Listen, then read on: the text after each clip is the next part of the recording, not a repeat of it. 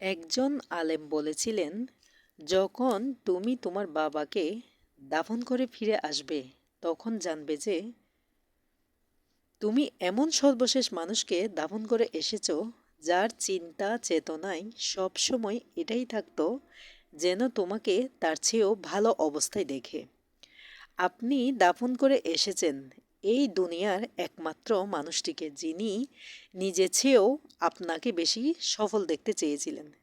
হ্যাঁ, দুনিয়ার বাকি সবাই আপনার ভালো চাইতেই পারে, কিন্তু কেউ চাইবে না আপনি তাদের চেয়ে বড় হন, একমাত্র বাবা ছাড়া।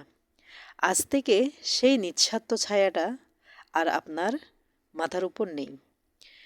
যে বাবাকে হারিয়েছে একমাত্র সেই বুঝবে এই কথার মানে।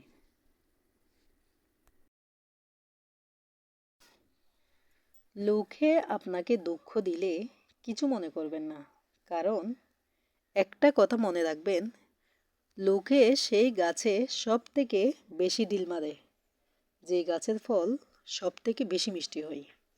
আপনি হলেন সেই মিষ্টি ফলের গাছ।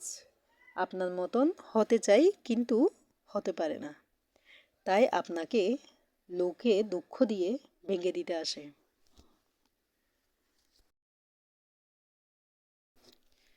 টাকা কি বলে জানেন?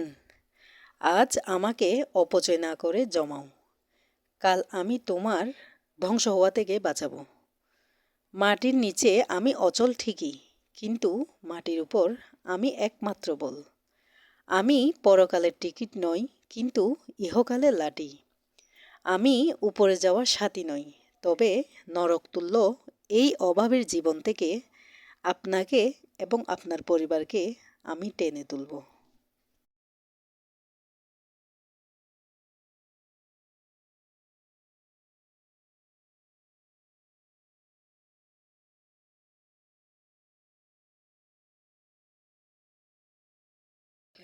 কি